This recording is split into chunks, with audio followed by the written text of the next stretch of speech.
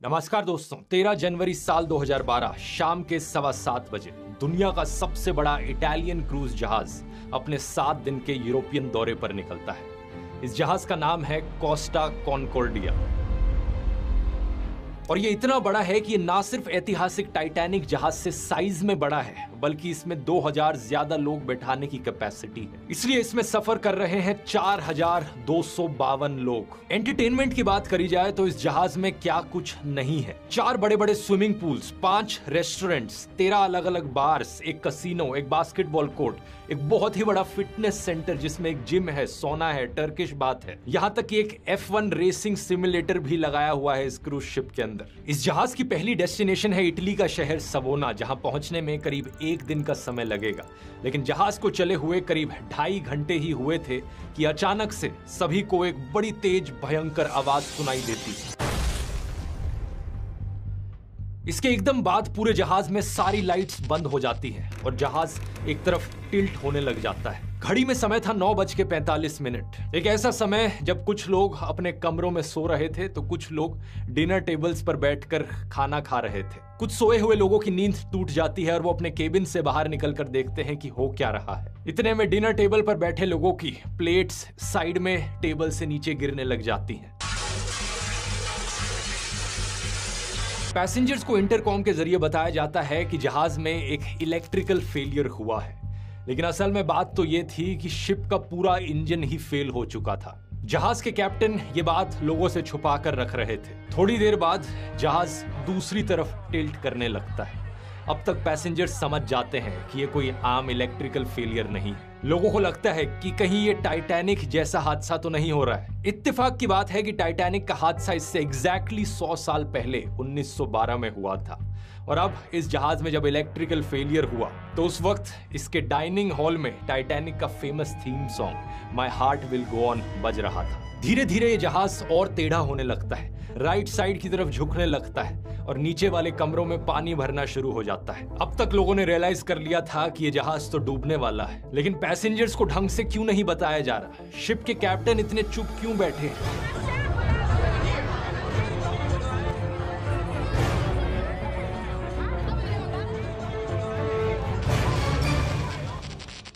इस जहाज को कोस्टा क्रोसियर नाम की एक इटालियन कंपनी के द्वारा चलाया जाता था। पहले तो ये कंपनी सिर्फ कार्गो शिप्स ऑपरेट करती थी, लेकिन 1948 में इन्होंने अपनी कोस्टा लाइंस शुरू करी और देखते ही देखते ये यूरोप की one of the biggest cruise ship companies बन गई। आगे चलकर साल 2000 में कार्निवल कॉर्पोरेशन नाम की एक कंपनी इसे खरीद लेती है तो कोस्टा क्रोसियर कार्निवल की एक सब्सिडरी कंपनी बन जाती है। जून 2006 की बात है कि इन्होंने अपना पहला जहाज लॉन्च किया कॉनकॉर्डिया क्लास का, जो कि है हमारा ये आज का कोस्टा कॉनकॉर्डिया। अपने जमाने की सबसे बड़ी इटालियन क्रूज शिप। इसे बनाने की कॉस्ट पड़ी थी $570 मिलियन, उस जमाने के 2500 करोड़ रुपए। उस दिन इस जहाज के कैप्टन फ्रांसेस्को शेटिनो एक इटालियन आदमी ही थे। साल 2002 से इस कंपनी के लिए काम कर रहे थे। इनका नाम याद रखना क्योंकि ये हमारी कहानी में एक बहुत अहम हिस्सा निभाते हैं। 7:18 ये जहाज अपनी पहली डेस्टिनेशन सवोना के लिए रवाना होता है और 2 घंटे ही बीते थे कि ये जहाज अपने नॉर्मल रूट से भटक जाता है। ये कोई गलती नहीं थी। कैप्टन शेटिनो जानबूझकर इस जहाज को एक आइलैंड के पास से ले जाना चाहते थे, इटली देश का गिग्लियो आइलैंड। ये चाहते थे कि यहाँ बैठे लोग रात के अंधेरे में इस चमकते हुए जहाज का नजारा ले सकें। जब भी कोई जहाज किसी जमीन के बड़ी करीब से गुजरता है, इस चीज को सेल पास्ट या सेल बाय कहा जाता है। नॉर्मली इतने बड़े जहाज कई किलोमीटर दूर, 7-8 किलोमीटर दूर समुद्र के तट से समुद्र के बीच में ही चलते हैं, क्योंकि पानी उतना गहरा भी होना चाहिए इतने बड़े जहाज के चलने के लिए। लेकिन इस सेल बाय की वजह से ये जहाज किनारे से सिर्फ 150 मीटर दूर था। जाहिर सी बात है, पानी यहाँ इतना गहरा नहीं होता। नीचे बड़े बड़े पत्थर या रीफ्स हो सकती हैं जिनसे जहाज टकरा सकता है। ऊपर से रात का भी समय था और जहाज काफी तेज भी चल रहा था। बाद में इटली की ministry of infrastructure and transport की रिपोर्ट ने भी यही बताया।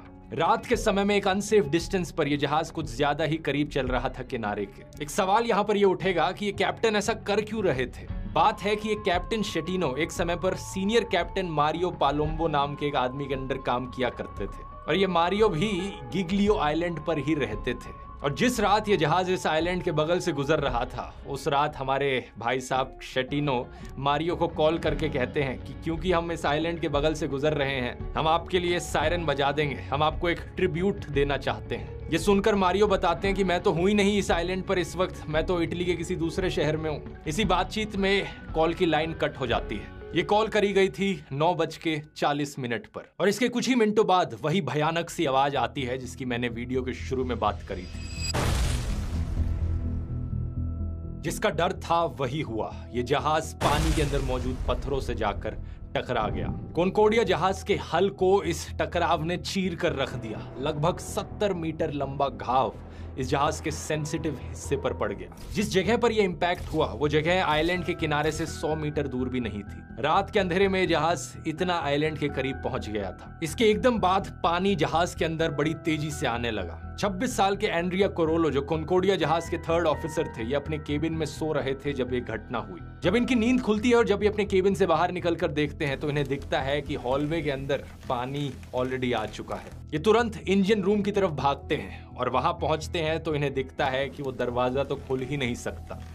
बंद दरवाजे से ही इन्हें दिख रहा था कि जनरेटर्स और इंजन पूरी तरीके से पानी के लपेटे में आ चुके थे। 9:52 चीफ इंजीनियर और इंजन रूम के बाकी ऑफिसर्स इमरजेंसी डीजल जनरेटर चालू करने की कोशिश करते हैं, लेकिन अफसोस नाकाम रहते हैं ये इस कोशिश में। ये चीफ इंजीनियर जहाज के कैप्टन शेटिनो को जाकर फिर बताते हैं कि हालत कितनी खराब हो चुकी है, लेकिन जहाज के कैप्टन पैसेंजर्स को अनाउंस करते हैं कि चिंता करने की कोई बात नहीं, बस लाइट गई है इसलिए ब्लैकआउट हुआ है।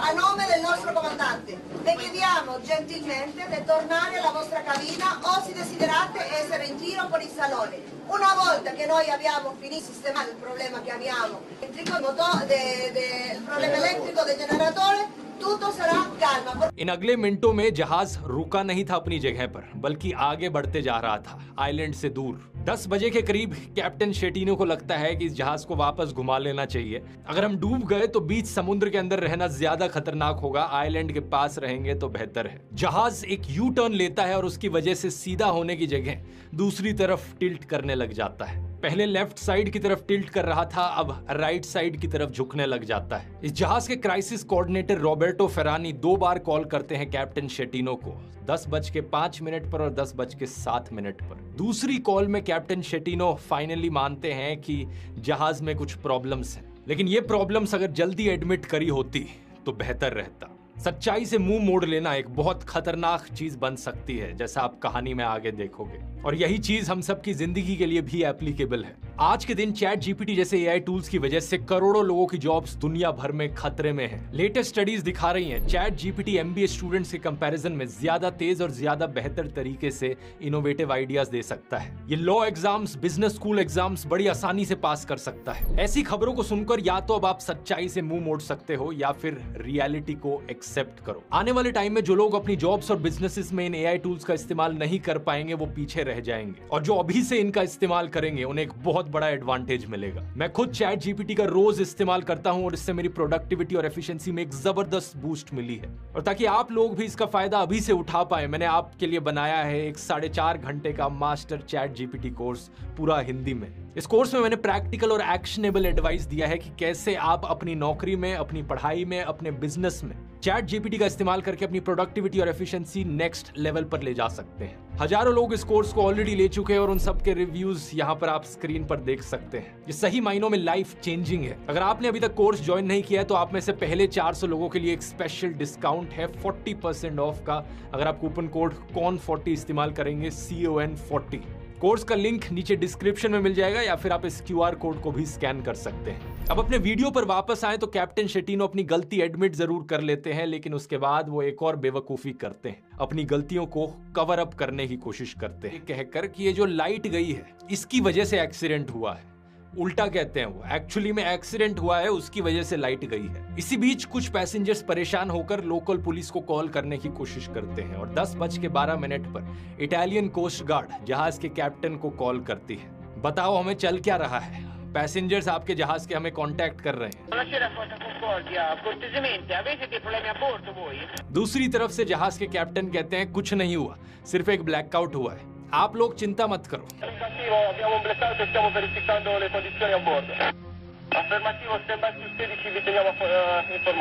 ये बात तब कही गई जब आधा घंटा ऑलरेडी हो चुका था टकराव हुए। 10 मिनट और बीतते हैं और तब जाकर कैप्टन शेटिनो का मन बदलता है। आखिर कब तक झूठों के सहारे वो सच्चाई को दबाकर रखेंगे। रात के 10:22 शेटिनो रेडियो ऑपरेटर को कहते हैं कि तुम कोस्ट गार्ड को कॉल करके बताओ कि जहाज के लेफ्ट साइड में एक टक्कर लग गई है और कॉन्कॉर्डिया को टग बोट्स की मदद की जरूरत है।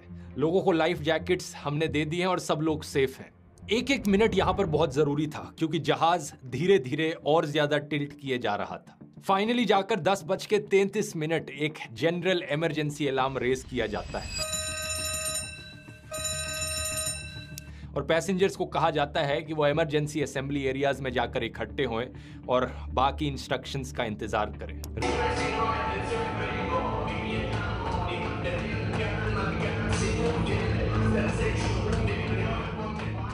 रात के 10:48 जहाज 30 डिग्री से टिल्ट कर चुका है। एक्सीडेंट को हुए 1 घंटे से ज्यादा बीत चुके हैं और 10:54 पर फाइनली कैप्टन शेटिनो ऑर्डर देते हैं कि जहाज को अबैंडन किया जाए।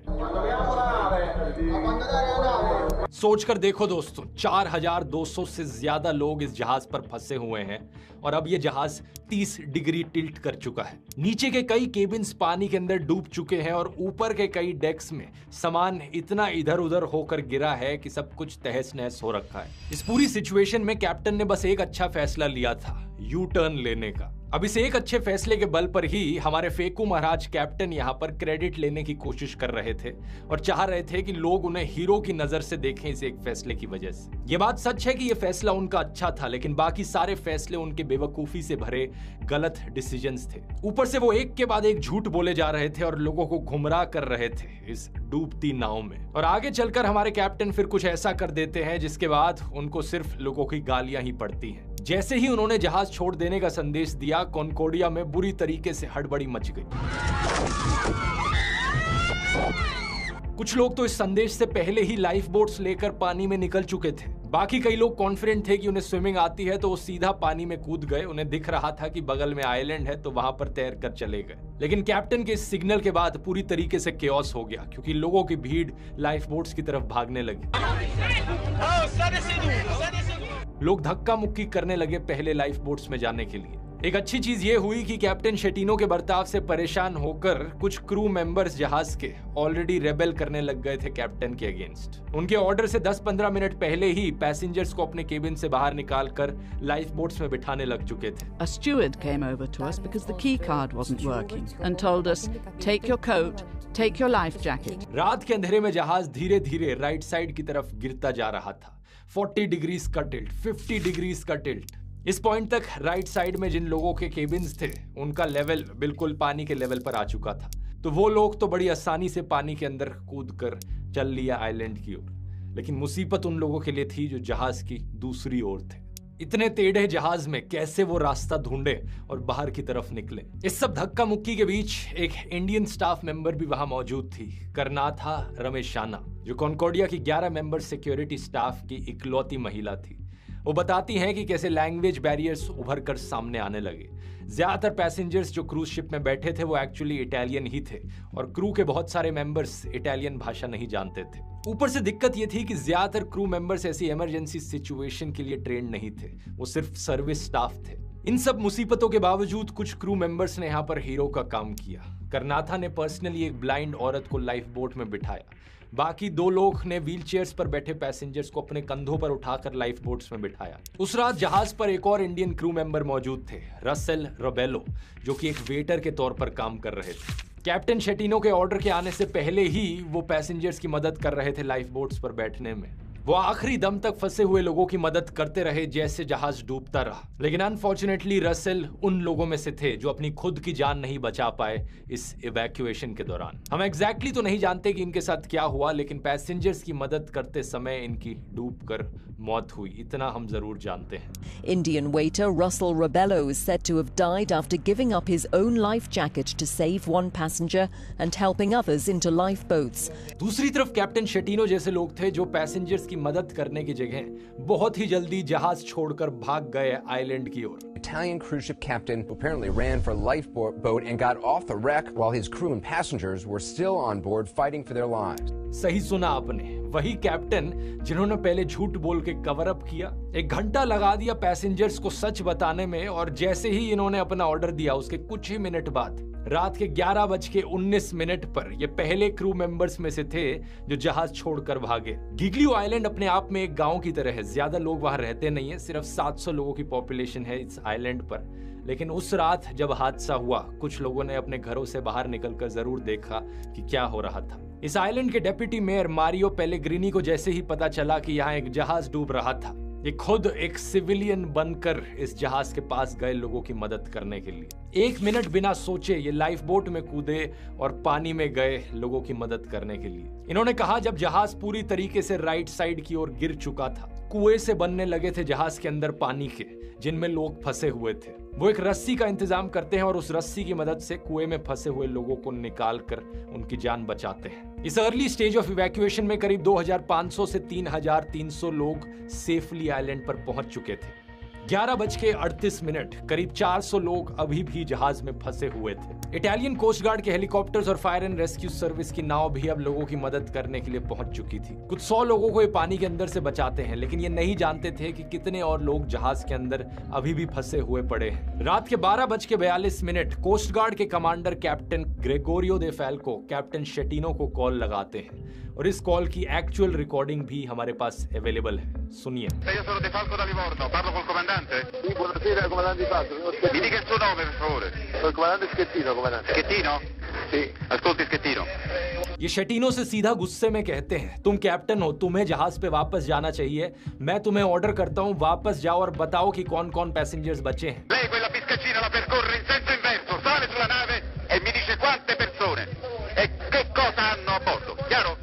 तुम इस तरीके से अपने पैसेंजर्स को छोड़कर भाग नहीं सकते। Guardi Schettino che lei si è salvato forse dal mare, ma io la porto veramente molto male, faccio passare l'anima dei guai. Vado a bordo.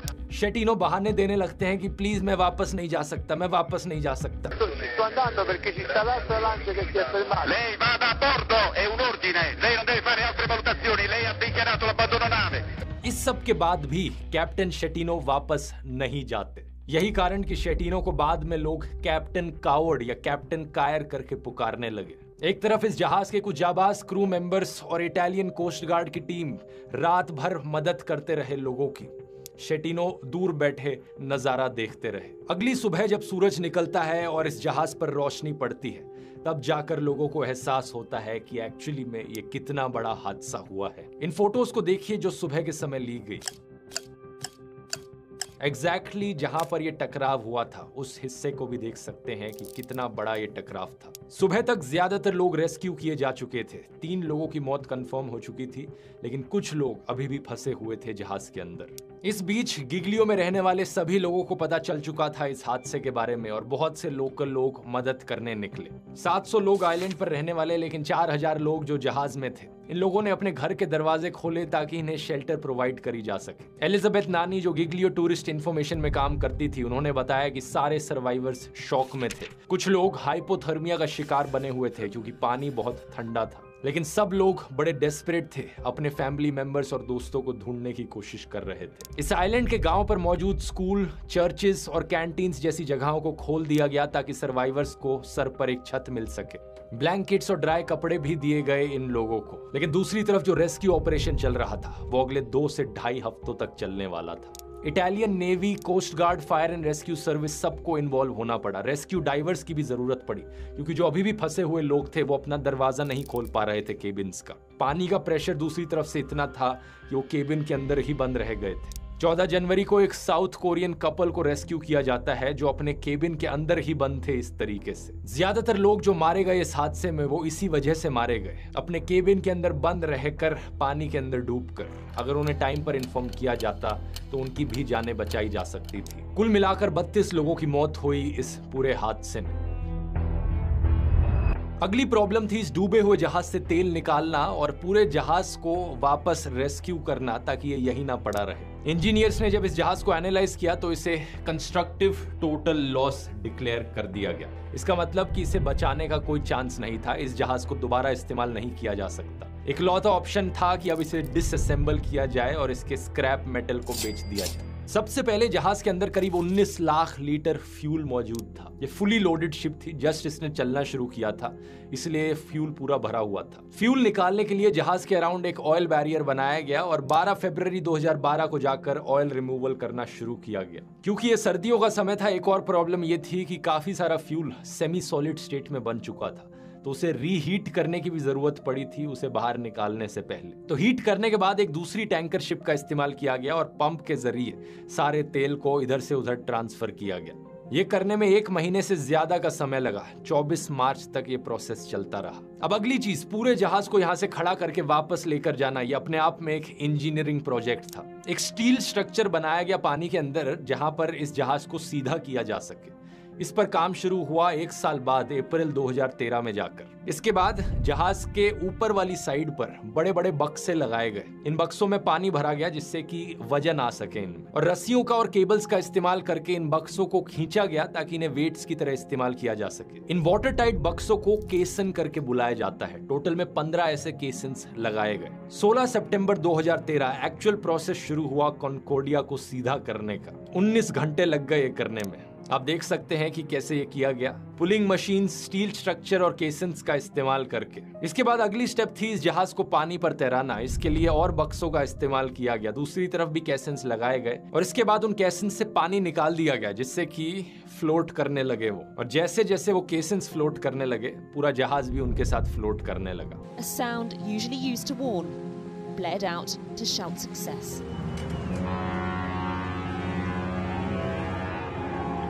इस पूरे प्रोसेस में 500 डाइवर्स, टेक्नीशियंस, इंजीनियर्स और बायोलॉजिस्ट्स इन्वॉल्व थे। 19 महीने बीत चुके थे एक्सीडेंट हुए और सिर्फ इस जहाज को रेस्क्यू करने की कॉस्ट $799 मिलियन आ रही थी। इस जहाज को पोर्ट पर ले जाने के लिए एक दूसरे जहाज का इस्तेमाल किया जाता है जो इसे टो करके ले जाता है। यह किया गया जुलाई 2014 में। और अब तक टोटल कॉस्ट इस ऑपरेशन की $1.2 बिलियन पहुंच चुकी थी। लेकिन खर्चा अभी भी बहुत उठाना था इस कंपनी को। इस टूटे हुए जहाज से भी मेटल को स्क्रैप करके निकालने का खर्चा लगता है, लोगों की मेहनत लगती है। 350 से ज्यादा लोगों ने इस पर काम किया और ये प्रोसेस जाकर जुलाई 2017 में खत्म हुआ। लेकिन लोगों को रेस्क्यू करने के बाद लीगल केसेस भी यहाँ पर शुरू हो चुके थे। फाइनली जाकर इस कंपनी ने एक सर्वाइविंग पैसेंजर को अपना टिकट का प्राइस वापस तो लौटाया ही, लेकिन उसके अलावा 11,000 यूरो की कॉम्पनसेशन दी। ये होता है करीब 10 लाख रुपए पर पैसेंजर। इसके अलावा जिन लोगों की जाने गई उनके परिवारों को एक अनडिस्क्लोज्ड अमाउंट पे किया गया।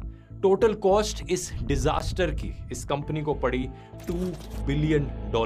लेकिन एक सवाल आपके मन में जरूर होगा, जहाज के कैप्टन के साथ आखिर क्या हुआ फिर? वही बंदा जो इकलौता कारण था इस हादसे के पीछे, जिसने अपने पैसेंजर से झूठ बोला, टाइम पर उन्हें इन्फो नहीं दी और जब जहाज डूबने लगा तो सबसे पहले खुद ही जहाज छोड़कर भाग निकला। हादसे के बाद भी दोस्तों कैप्टन शेटिनो की फेंकने की आदत गई नहीं। कोर्ट में जब केस चला तो कोर्ट में ये कहते हैं कि जब जहाज 60 से 70 डिग्री के एंगल पर था, मेरा पैर फिसल गया और मैं लाइफ बोट में गिर गया और कुछ इस तरीके से मैं लाइफ बोट में गिरा और वहां से गया। जाहिर सी बात है ये आर्ग्यूमेंट किसी को बिलीवेबल नहीं लगी। कोर्ट के जज ने इस बात पर बिल्कुल यकीन नहीं किया और 2017 में कैप्टन शेटिनो पर मैनस्लॉटर का चार्ज लगाया जाता है और इन्हें 16 साल की जेल सुनाई जाती है। आगे चलकर शेटिनो के बारे में कुछ और इंटरेस्टिंग बातें निकल कर आती हैं। मारियो पालोम्बो, जिनकी बात मैंने वीडियो के शुरू में भी करी थी, जो सीनियर कैप्टन रहे थे, 2003 में शेटिनो उनके अंडर काम करते थे और उन्होंने बताया कि शेटिनो हमेशा से ही ऐसे झूठे इंसान रहे थे। उनका कहना था कि काफी केसेस में अपनी गलतियां एडमिट करने की जगह शेटिनो झूठ बोलना प्रेफर करते थे मुझे।